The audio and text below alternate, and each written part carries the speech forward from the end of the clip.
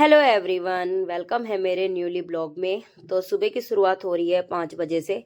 तो यहाँ पे बच्चों की देख सकते हो सोने के तरीके कैसे कैसे फैल के सो रहे, यानी कोई किसी का पैर कहीं है, सिर कहीं है। तो यहाँ पे मैं उठ गई थी 5 बजे और अपना जल्दी से क्लीनिंग करके घर में, और मैं चल दी थी बाहर वॉक के लिए। और आज मौसम ना थोड़ा सा खतरनाक हो रहा था, बिल्कुल बारिश वाला। सुबह से ही बहुत अजीब सा मौसम हो रहा था, ऐसा कि बारिश बारिश होएगी होएगी, लेकिन सुबह जब तक मैं वॉक करने गई थी तब तक कुछ नहीं था। और चंदा मामा भी बहुत अच्छे खासे चमक रहे थे, खूब दिखाई दे रहे थे। आप देख सकते हो इतना दिख रहे थे, मैं आपको उसी को दिखा रही थी।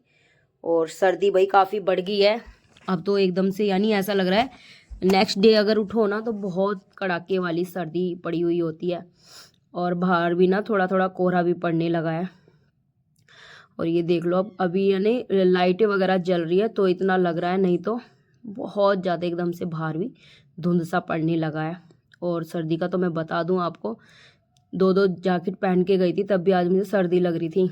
इस तरीके का बाहर यानी बहुत ज़्यादा एकदम ठंडा माहौल हो रहा था।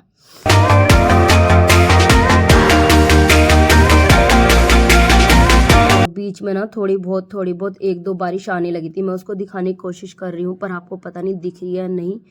यानी हल्की हल्की सी बूंदाबांदी सुबह 6 बजे से यानी होने लगी थी। लेकिन ये था सड़क पे और भी घूम रहे थे तो मेरा घर आने का बिल्कुल भी मन नहीं हो रहा था। तो मैं आराम से अपना लग रही थी कि जब तेज आएगी तो मैं चल दूंगी, नहीं तो मैं आराम से अपना घूम रही थी। फिर भी मैं सोच रही थी कि कहीं ज़्यादा तेज ना आ जाए, क्योंकि सर्दी में भीग के भी तो दिक्कत हो जाती है ना थोड़ा सा। और ये हमारे पास में हॉस्पिटल पड़ता है, जबकि इसका नाम ना अब चेंज हो गया है। पहले इसका जेपी हॉस्पिटल था लेकिन अब बिल्कुल चेंज हो गया इसका नाम। तो सुबह आप देख सकते हो पीछे का भी कितना प्यारा एकदम सुहावना सा मौसम हो रहा है। और ऐसे टाइम में ना पेड़ वगैरह इतने हरे दिखाई देते हैं ना, बहुत ही ग्रीन ग्रीन एकदम ऐसे। उसके बाद घर आ गए थे क्योंकि आज है द्वादशी। तो सुबह के टाइम ना द्वादशी का का दिन होता है, यानी आज के दिन फास्ट खुलता है। तो आके मैं नहा धो ली थी और नहाने के बाद मैं और दीदी बैठ गए थे फिर पूजा में। और फिर करी आराम से बैठ के अपना पूजा। तो यहाँ पे हम पहले कथा पढ़ते हैं, कथा सुनते हैं, यानी द्वादशी की भी कथा होती है। तो वो करने के बाद फिर अपना आरती वगैरह करके तब यहाँ पे। और आप मौसम आप बाहर का देखो, अब यानी बारिश आने लगी थी धीरे से तेज तेज सी, यानी बीच में बंद और बीच में चालू, इस तरीके की बारिश। आज इस तरीके से ठंडा मौसम रहा है बहुत ही ज़्यादा। मैं ये कहूँगी अगर आज की बारिश जैसे हो रही है ना उस हिसाब से तो अब एकदम से बहुत सर्दी पड़ेगी, क्योंकि चारों तरफ पहाड़ पे ना एकदम से बहुत बर्फ़ पड़ रही है ना, जिस कारण एकदम बारिश इधर भी होने लगी है। और ये देखो पीछे का कैसा मौसम हो रहा है। और ये सुबह के जबकि 7 बज रहे हैं और तब भी देखो आप। तो यहाँ पे मैंने बस तुलसी जी को थोड़ा सा जल दिया था, क्योंकि देखो सर्दी हो रही है, हमें ठंड लग रही होगी तो उनको भी लग रही होगी। तो इसी वजह से मैंने बस ज़्यादा जल नहीं दिया, थोड़ा सा जल दे के बाकी मैंने सूर्य देव को जल अर्पित कर दिया था। और यहाँ पे मैं तुलसी मैया को दिया भी दिखा देती हूँ। तो दिया दीदी ने जगा दिया था, बस मैं थोड़ा सा ऐसे ही उनको दिया घुमा के यानी पूजा कर लूँगी। उसके बाद अपने भोलेनाथ जी को जल दे के और फिर देखते हैं अपने घर का बाकी और काम। बच्चे स्कूल जाएंगे आज, क्योंकि कल तो यानी छुट्टी, कल गए थे, बेटे की छुट्टी थी, बेटी तो गई थी। तो अब झटपट से पहले बच्चों को रेडी कर देती हूँ यहाँ पे, क्योंकि अब बच्चों का थोड़ा सा लेट का टाइम हो गया तो थोड़ा दिक्कत नहीं रहती, आराम से काम हो जाते हैं अब सारे।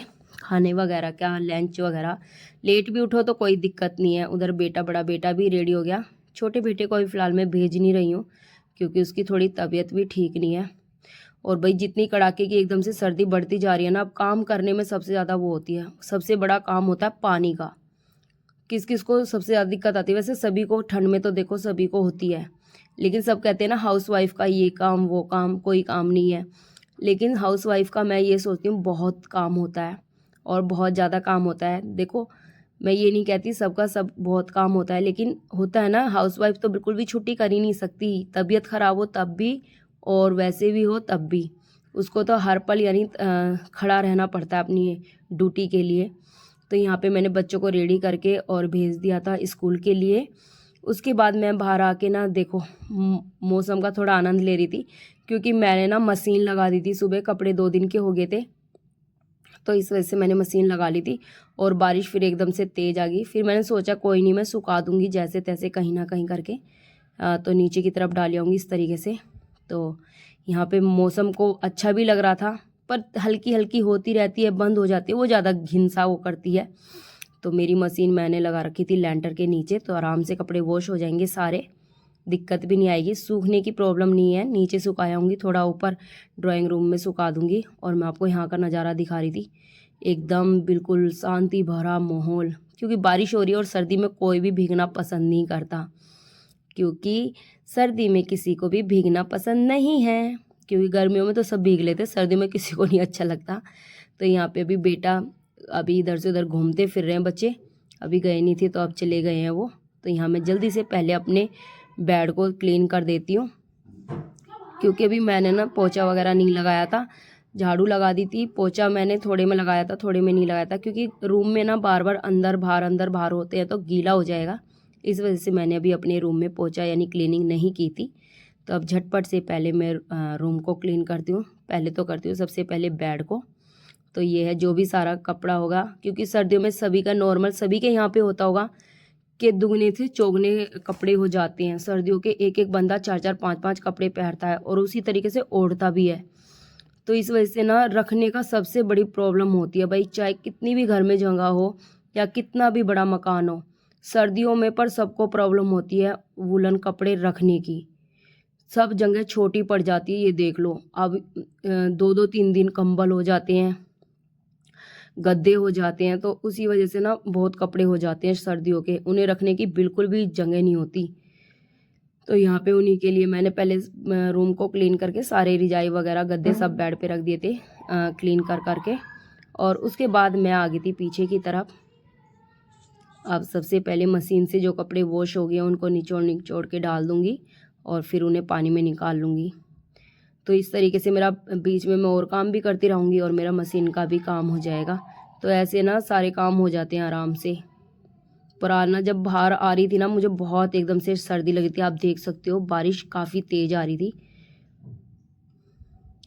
इससे ये है बस ज़्यादा तेज़ हो ना, क्योंकि किसानों को तो बहुत नुकसान हो जाएगा इस बारिश से, अगर जिनके धान बड़े हो रहे होंगे। वैसे अभी फ़िलहाल किसी के बड़े तो नहीं हो रहे होंगे, वैसे तो ये उनके लिए अच्छी भी होगी एक तरीके से, पर अगर हवा के साथ पड़ेंगी तो छोटे छोटे भी होते ना, तो अभी गेहूँ ना गिर जाते हैं, जिससे बहुत नुकसान हो जाता है। तो यहाँ पे बारिश बहुत ही अच्छी हो रही थी। उसके बाद मैं वापस से कपड़ों को निकाल के आ गई थी वापस से अंदर की तरफ। तो सबसे पहले मैं जो कपड़े वॉश हो गए उन्हें पानी में निकालूंगी और बाकी कपड़ों को मैंने मशीन में डाल दिया है।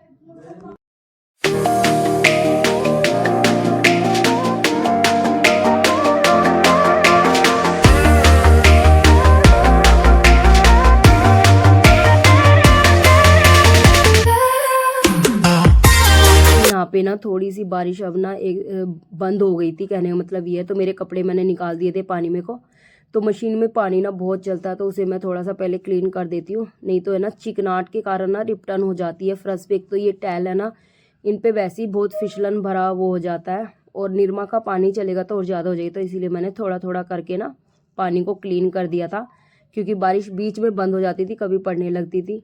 तो ये था मेरा कि मैं उधर सामने ही टंकी पे वॉश कर लूँगी अगर बारिश नहीं पड़ेगी तो, नहीं तो मुझे ज़्यादा अंदर बाहर करने में ना दिक्कत हो रही थी, क्योंकि इतना बारिश में ना बहुत कीच कीच अजीब सा ही हो जाता है। एकदम बारिश पड़ के खुल जाता है ना, वो थोड़ा सा मौसम ठीक लगता है, लेकिन जब पड़ती रहती है ना हल्की हल्की, उससे ज़्यादा घिनसी आती है। तो यहाँ मेरे कपड़े वॉश हो गए थे और उन्हें मैंने डाल दिया था कुछ यानी ड्राइंग रूम में, और कुछ नीचे की तरफ डाली आई थी। उसके बाद आ गई थी मैं किचन में।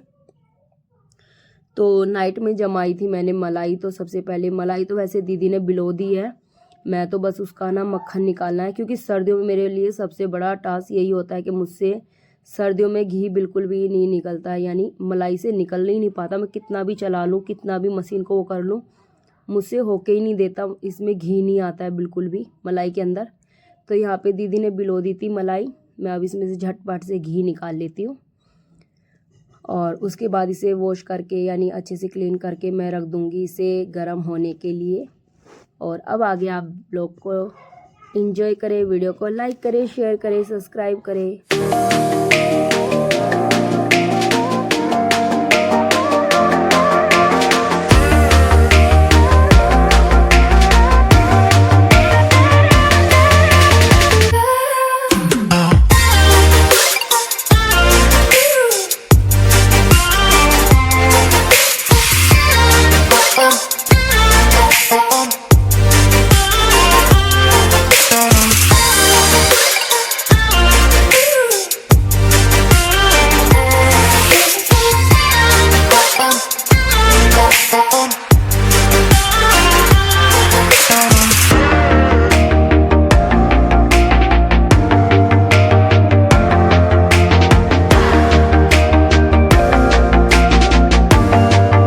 सर्दियों में ना कितना भी कोशिश कर लो इन मलाई को या मलाई से घी निकालने की ना, घी फिर भी ना आके नहीं देता, पता नहीं क्या प्रॉब्लम होती रहती है उसमें ना, घी आता रहता है यानी सही से बिल्कुल नहीं देता है। तो यहाँ मैं और दीदी कर रहे थे बात, और दीदी दिखा रही थी मुझे कोई वीडियो यानी कुछ दिखा रही थी वो मेरे को फ़ोन में। उसके बाद यहाँ पे मैंने घी को अच्छे से वॉश करके रख दिया था गैस पे उबलने यानी घी बनने के लिए। और एक तरफ मैं बनाने लगी थी चपाती, हस्बैंड जी को चपाती खानी थी तो उनके लिए बनाई सबसे पहले चपाती। और इधर घी इतने गर्म हो जाएगा तो इसको मैं साथ के साथ गर्म करके तुरंत ही पलट दूंगी किसी बर्तन में जिसमें हम इकट्ठा करते हैं। तो यहाँ पे मैं इसको बीच बीच में चलाती रहूँगी ताकि ये बिल्कुल भी नीचे की तरफ लगे ना। और इधर अपने किचन को भी मेरी चपाती बन के तैयार हो गई थी, यानी खाना मैंने बना दिया था, तो मैं साथ के साथ किचन काउंटर भी क्लीन कर दूँगी जिससे कि ज़्यादा गंदा ना दिखाई दे। तो इस तरीके से छोटी छोटी चीज़ें ना या छोटे छोटे टिप्स ना बहुत अच्छे रहते हैं कि फिर इससे ना साथ के साथ सफाई भी हो जाती है और काम भी हो जाता है। और अगर छोड़ देते ना चीज़ों को तो फिर वो फैली हुई ज़्यादा नज़र आती है। तो दोबारा से मैंने गैस चला के रख दिया था एक तरफ बेटे के लिए दूध, क्योंकि वो मांगने लगा था दूध। उसके बाद यहाँ पे घी बन गया था तो मैंने देखो छान के उसको पलट दिया था। आप देख सकते हो कितना एकदम घर का घी घर का ही होता है, कितना भी कर लो। और यहाँ पे मैंने अपना घी को करके और एकदम साथ के साथ पलट दिया था। उसके बाद हमने सर्दी का मौसम का लुत्फ़ उठाते हुए थोड़ी देर खेली लूडो, आराम से बैठ के सबने मिलके। तो यहाँ पे हम सभी बैठ के लूडो खेल रहे थे क्योंकि बच्चों को फिर अलग अलग सबको फ़ोन चाहिए, इसी वजह से बस मैंने ना ये बोला कि लूडो खेल लेते तो सब एक साथ खेल लेंगे, उससे किसी को अलग फ़ोन भी नहीं चाहिएगा और टीवी में भी कोई शोर शराबा नहीं। तो फिर बच्चे ना पूरा टाइम एकदम शोर शराबा दंगा, घर पे होते हैं तो सब बहुत ज़्यादा दंगा करते हैं। तो इसीलिए बच्चों के मन को सोचते हुए और उनके मनोरंजन के लिए हम बैठ गए थे फिर लूडो खेलने के लिए। और काफ़ी टाइम तक फिर हमने एक दो यानी चांस खेले। छोटा बेटा भी मेरा सोया हुआ है क्योंकि सर्दी में ना किसी को नींद आए ना कितनी बहुत है। रुक तो हाय गाइस, बहुत ज़्यादा सर्दी में ना आज इतनी बारिश हो रही है, बाहर ना बहुत बारिश है। तो अपना कंबलों में ही बढ़ के अपना गोटी वगैरह यानी लूडो खेल रहे हैं। बाहर कहीं जाना होगा नहीं तो इसलिए अपना लूडो वगैरह में ही लग रहे हैं सारे बैठ के, ताकि बच्चे भी परेशान ना हो, फ़ोन में ज़्यादा ना लगे ना तो फिर सबको अलग अलग फ़ोन चाहिएगा। तो इसीलिए सब बैठ के खेल रहे हैं लूडो। बाजी अकेली चलो तो थोड़ी देर लूडो खेलते हैं और अब आपसे मिलते हैं हम नेक्स्ट ब्लॉग में। तब तक के लिए